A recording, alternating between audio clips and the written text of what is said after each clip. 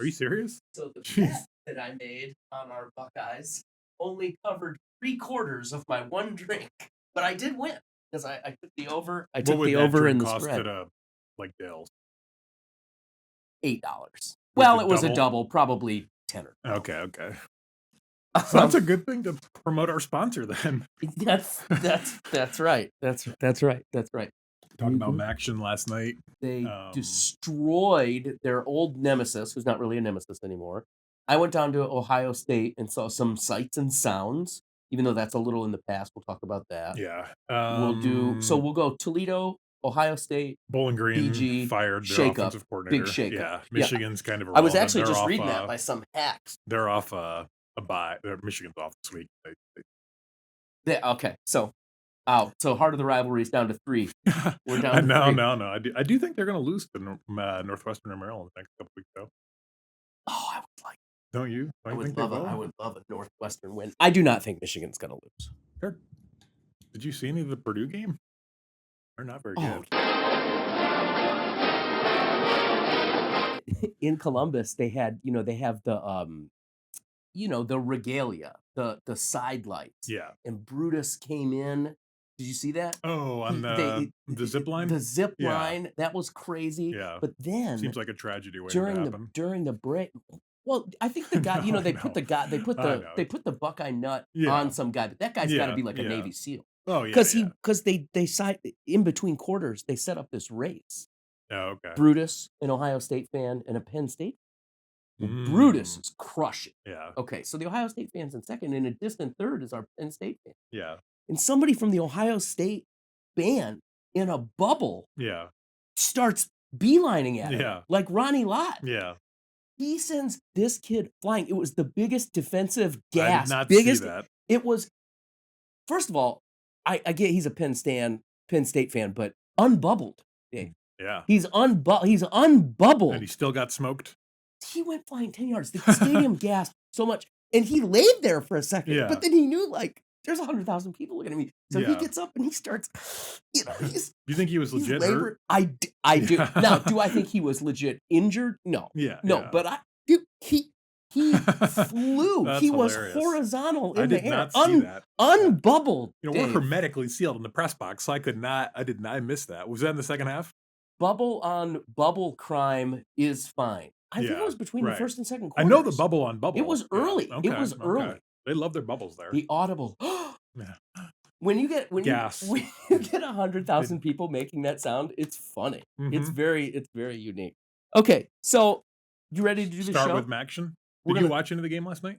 I was not able to watch any of the game, Dave. They sent me to Sandusky to shoot Oh, Division nice. 5 boys soccer. Who Ottawa won? Hills advanced. Oh, wasn't there completely insane goal? From 50-yard free kick I was goal. wondering. I saw the replay real quick, but was it a bad play by the goalie?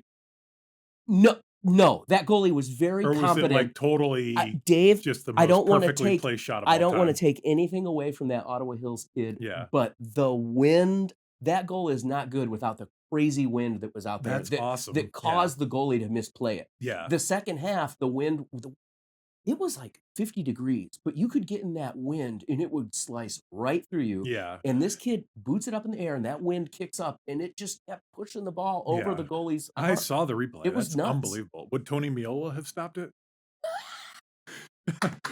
No. What about Otto Orfield? It was an unstoppable moment from the hand of God. Were the Ottawa Hills kids just like, holy smokes, like? Well, so this is what's funny is you can see by sight the Ottawa Hills kids are about a head shorter than every other player on the Christian team. But they're battling. I mean, it's 0-0 with 5 minutes to go in the second half, and this ball falls out of the heavens. Yeah. It was like when you can fool you can do the softball pitch where it goes way up in the air and it fools the batter as they swing up at it. Fell down like that. It was crazy. Nuts. And then the goalie, he just has that moment because it's 50 yards away. There's nobody around him. So he's got to go get the ball out of the back of the net. And he just has that like meditative, like, how could you do this to me moment alone with the ball. Good sport. That was good sports. Did you break the journalistic fourth wall and just kind of put objectivity aside and just go, oh my God, I can't believe what I just saw? And you're dancing and. So I am not a dancer, but I like sports and I like Yeah, the performative aspect of sports. So I am definitely like a little vocal. yeah. I'm not screaming, but I'll let Like, oh out an my oh god, MACtion. MACtion. Well, let me Well, that's how I forgot how we got on top. we're gonna Wow. you're gonna let me introduce the show. Mhm. Okay. First and foremost. Mhm. This is the Blades College Football Show, the heart of the rivalry, working within the four college football programs, a bubble, if you will, of Ohio State, Michigan, Toledo, and Bowling Green. He's Blade sports columnist David Briggs, who operates Oh, hey. in many, many bubbles. I operate in one Toledo bubble. You like this That's sweatshirt? pretty sweet, yeah. Yeah, isn't this cool? Okay. Okay, so Oh, I'm Phil nice. Kaplan, and the reason I host this show is because I have cool Toledo apparel. Look at this. It's a map of Toledo on the front and Oh, the back. that's okay, that's sick. You see there's the Old West End there, and there's I somebody see hanging out the that, and top of a car. yeah, That's perfect me. That's perfect me. for perfect for the heart of the rivalry. They have the Michigan and Ohio border dispute on there. Do you know that I don't think people realize that were it not for the Toledo War, Michigan wasn't gonna be granted statehood. The dagger, the dagger of Damocles that hung Yeah, above them was like, "You gotta give Toledo back to Ohio. We'll give you the UP, and if you accept it, yeah, you get to be a state." So if it's not for Toledo, we don't have the Ohio State-Michigan rivalry. yeah. Well, it's Ohio versus, the unincorporated, I understand, but yeah, the French, I know. the French, the English, the natives, they're all still laying claim. Yeah. Okay, so let's move away from history. We're gonna go right into MACtion as soon as I read our sponsors because Dave Briggs was there. This episode is brought to you by Renewal by Anderson and Dale's Bar and Grill in Maumee. Renewal by Anderson, the window replacement experts backed by over 120 years of quality and craftsmanship from consultation to installation. Renewal by Anderson makes upgrading your home easy, beautiful, and worry-free. And of course, Dale's, whether you're looking for a table for the whole family or just a bar stool to catch the game, Dale's has you covered with a full menu of sandwiches, wraps, and salads. Combine that with 21 beers on tap. Dale's has something for everybody. What did you see last night? Opening kickoff for a touchdown. It had to be exciting. Return of MACton. I know it was the night before, but Ball State had crazy plays that made ESPN. What was fun? A lot going on with MACtion last night. Toledo beats Northern Illinois 42-3. The good news, awesome scene. Toledo and athletic director Brian Blair, they branded it as Mission Midweek, kind of wanted to pack the Glass Bowl as a showcase for the ESPN2 audience. They wanted to make it a showcase that transcended football. Obviously, it's been a very disappointing season overall relative to Can I interrupt? expectations. Yeah. Can I interrupt? Are we transcending football? Yeah. Maybe we should stick with the football first. Okay, no, Okay, but a okay. great win. A No, great win. Okay. transcending football, it doesn't matter what your record is. Let's show You have a great time. the Toledo's a great time. community came out, Yeah. synergy with the corporate community, collaboration, all those buzzwords. But Have no, we jumped the shark now? We're on to synergy as heart of the rivalry it officially was over the edge. it was a great scene.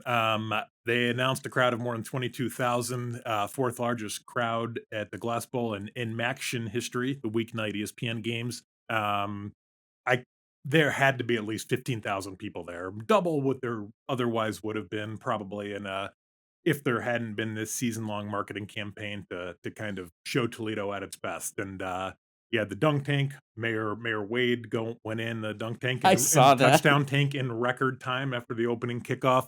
You had the Oklahoma State trend with the students going up to the corner and waving their shirts around, and that viral social media trend. Can you believe that? You had the Toledo students as 15 rows strong up in the corner of section 318. That was cool. There was just a lot of energy in the Glass Bowl all night, kind of again transcended the usual MACtion scene. This was a community celebration. The bad news, and it kind of encapsulated the season, Toledo was so dominant that a lot of people probably nationally probably didn't stay tuned in for too long unless you're paying attention to over-unders, and that kinda captured the strangeness of their season weren't we at 28-3 by the second quarter? Yeah. Yeah. It was, it just an all-around rout and just kind of continued the bizarre nature of this season. I think I called Toledo the world's most ordinary monster. I mean, they are an absolute juggernaut on paper. They are now the number 2 defense nationally behind only Ohio State, top 10 in Pro Football Focus rankings.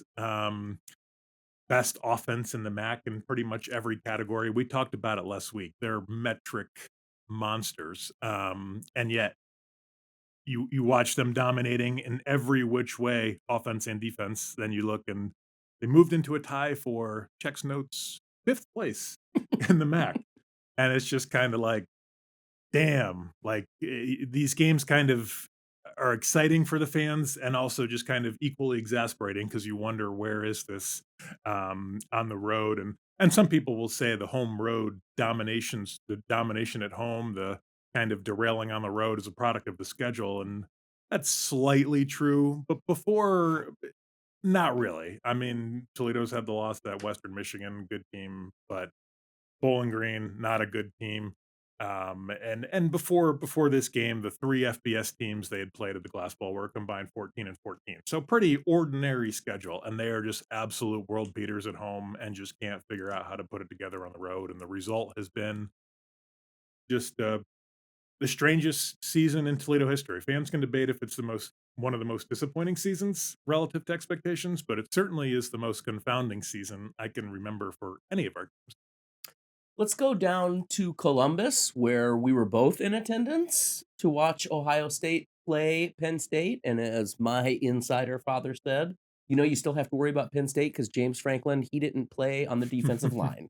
And 17-14 at halftime, you think you got a little bit of a game, but I it never felt like Penn State was really gonna threaten. There was some, mishaps that created that close score, and then Ohio State out and buzzsawed. There was a Penn State gentleman who was, I think, born around the time Pennsylvania probably became a state, and he was wearing an all-white jumpsuit, Yeah. okay, and he had masking tape on one side of it, and he wrote on it, "One man whiteout."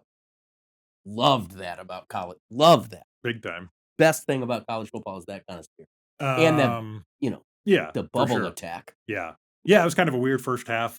7 of those points, Ohio State just gifted them Yep. with the fumble, and, that was really Ohio State was the only possible way Penn State could have been in the game, but again, just another monotonous destruction in the end. I mean, it's just A kind little of, bit. I mean, and I called it like the monotony of excellence. Like everywhere else in college football, these teams and empires rise and fall.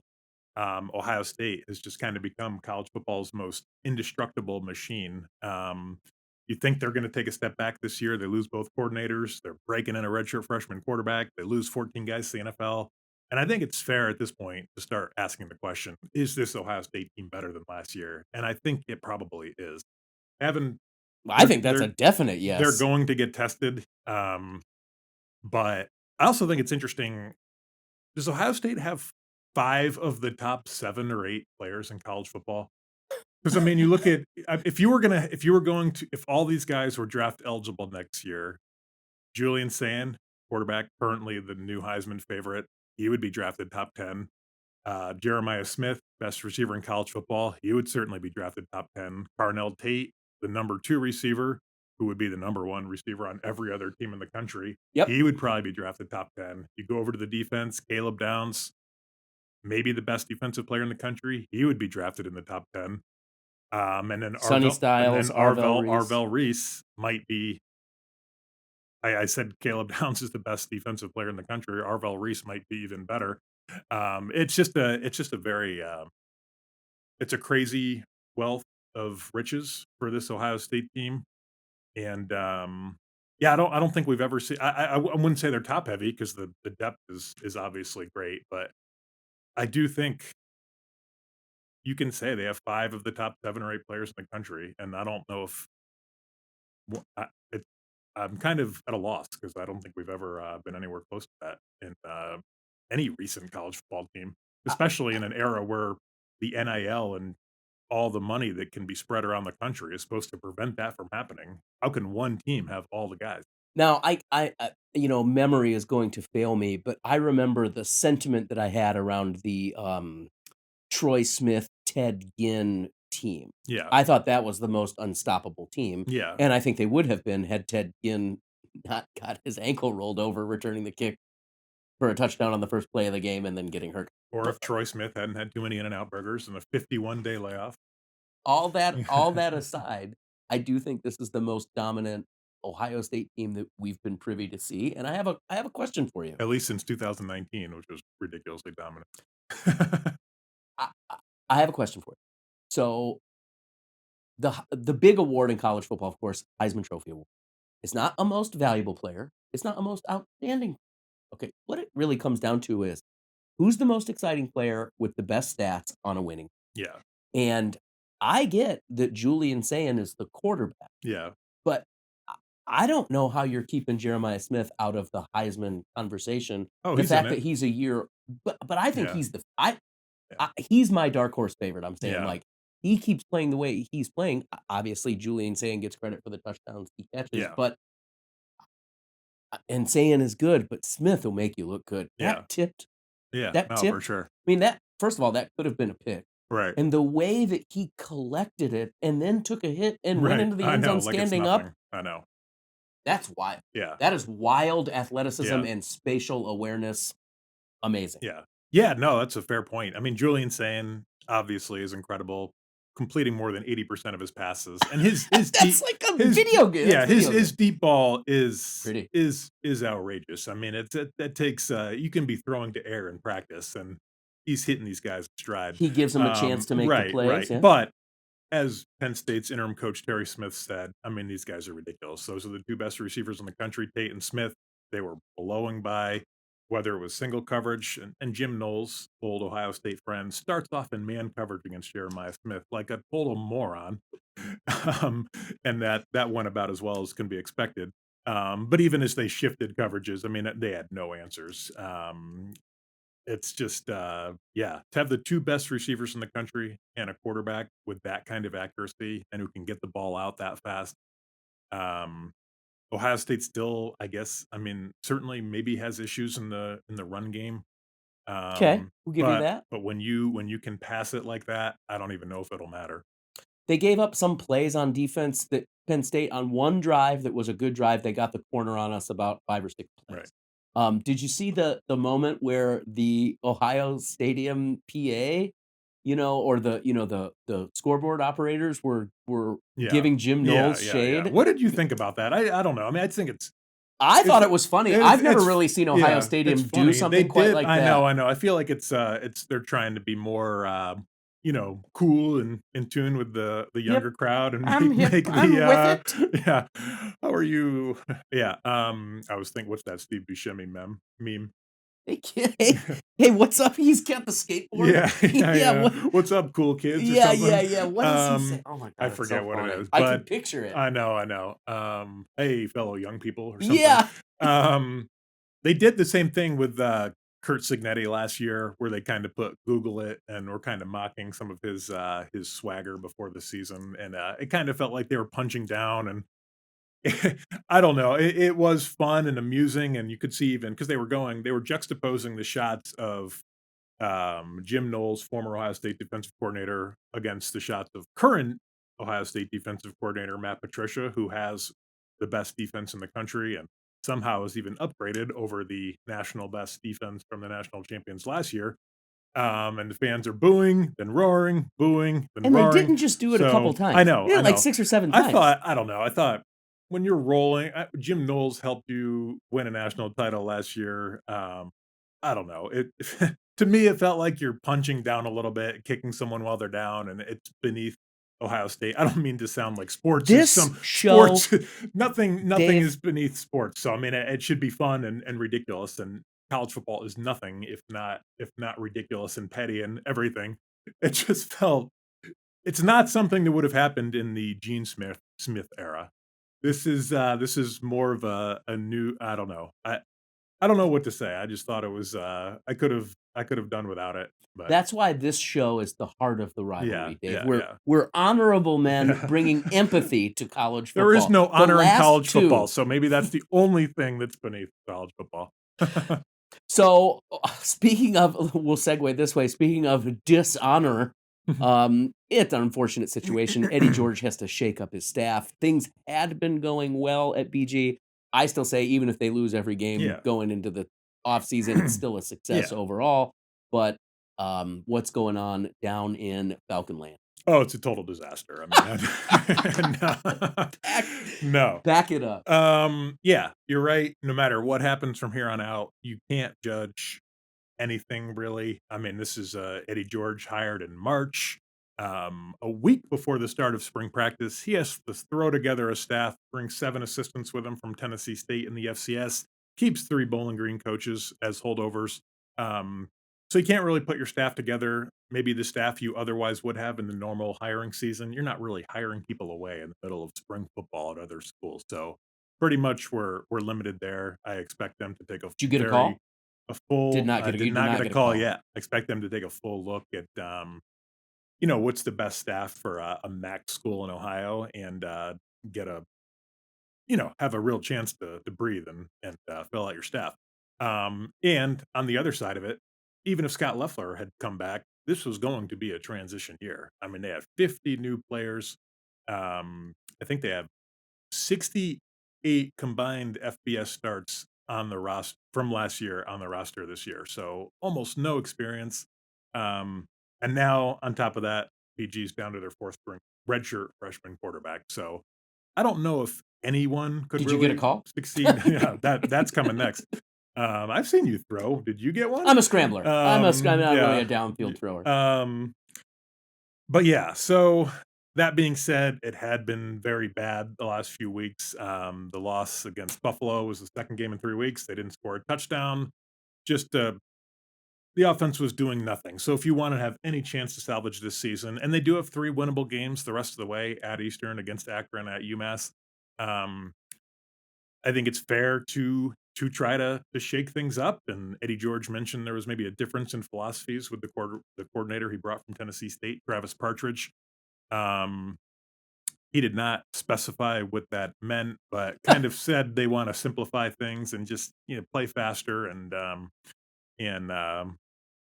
whatever. I wanna But again, I don't. This is not some alarming thing. I did write that the honeymoon's over in the sense that 3 straight the losses, yeah. vibes are no longer immaculate. I mean, go back to the first 6 weeks of the season, and, you could not have been rolling anymore. I mean, this is you had Pudge the Cat, you had the huge crowds, you had the comeback win over Toledo that lit up the town.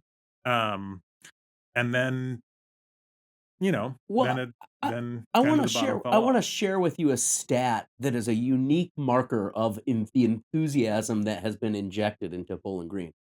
And now while this show does not advocate for alcohol abuse in any way, what was released Are was you leading into the the fact amount that of 3 beer. Bowling Green players were arrested for assault on Saturday night? No, not at all. Oh, okay. I'm sharing a At a positive bar stat. fight. Oh my god. Way to Mis I undercut the mi good vibes. Hold on, let me misdemeanor assault. We've all been there. tell us what No, happened. I don't know the full story, but there were three players, charged with misdemeanor assault for a bar fight on Saturday night after the game. So when your season starts to go off the rails, those can be things that start to happen. Yeah, And it's just college kids. So right, right. we're not reading anything into that. And that was not my stat for I you, which is what was released. What I read through Barstool is the most beer Oh, sales yeah, yeah. around the country. And Wisconsin is your leader, okay? But down there at a 25,000 seat stadium at number 15 is Bowling Green. So that just means people are showing up. Yeah, Okay, so absolutely. that alone is something the program hasn't had in a Yeah, long. 3 huge crowds. It's been, record enrollment, a lot to celebrate at Bowling Green. I like the rolling pasture around the stadium. It's an awesome tailgating. The Bowling Green. Yeah, yeah. All right, what's going on with Michigan? Not much. If you watch the game against Purdue, kind of grinded out a win there. I I seriously question whether they can get to Ohio State at 9-2, and if they win the next 2 weeks at Northwestern or against Northwestern at Maryland, um, they will go into Ohio State 9-2 with a shot of the at the playoff on the line. Also, they can make the Big Ten title game and box Ohio State out of it. Keep the nation from getting to see that 1 versus 2 Ohio State Indiana showdown Ooh. that we all expected at the start of the year. You gonna go to that? I'm sure. Yeah, that'd be Yeah. pretty exciting. Yeah. You and the old man gonna go to that? I don't know. I'm pushing to try and get to that one. Yeah, I would be like to go. fun. I've not seen a game at Lucas Oil. The tickets will be expensive with Indiana fans, I would imagine. That'll be certainly be a lot of red there. Maybe I have a Hoosier connection. Oh, okay, okay. Mm. But yeah, Michigan's just kind of Bryce Underwood, the freshman quarterback, is hasn't kind of come along like you would have hoped as a Michigan fan. Justice Haynes, one of the top running backs in the country, is injured. Jordan Marshall, the other running back, is really good. So that's not a huge concern. But Michigan's just kind of grinding along. I mean, they just kind of it took the all 60 minutes to hold off Purdue on Saturday night at home. A buzzsaw A Purdue. buzzsaw The Purdue, who's Boilermakers. the winless in the Big Ten Boilermakers. Ohio State's a 30-point favorite at Purdue this weekend. You know Penn so State has no wins in the Big Ten? that is true. Isn't that nuts? Yeah, but it's just still early. Okay, so back. Sorry to interrupt your. No, that's all. I mean, it's just Michigan. It's just kind of a grinding year, and it can be completely salvaged if they're able to upset Ohio State again and make it 5 straight. If not, just kind of another unmemorable year. But if whether they win 70-6 or 17-6, if they make it to Ohio State with 2 losses, it's going to be a big deal. No Oh, matter for what sure. they look, it's no gonna matter be what they've looked like, no matter what, even if they're 7-4, the game's going to be a huge deal. because Ohio State hasn't won in so long, and they need it Yeah, so right, bad. right. It's a game they don't need at all, and a game they need in every single way. Historical thirst. Right. What games are you looking forward to this weekend? I think I'm covering Toledo Marshall men's basketball on Saturday. That's part of the heart of the rivalry. Oh man, An old MAC rivalry renewed in basketball. Yeah, the Randy Moss. Every time I think of Marshall, I think of Randy Moss. They're giving out Codfather shirts to the first 300 students for Todd Kowalczyk. Yeah. So that'll be fun. Okay. Not many big games. Michigan's off. Ohio State's at Purdue.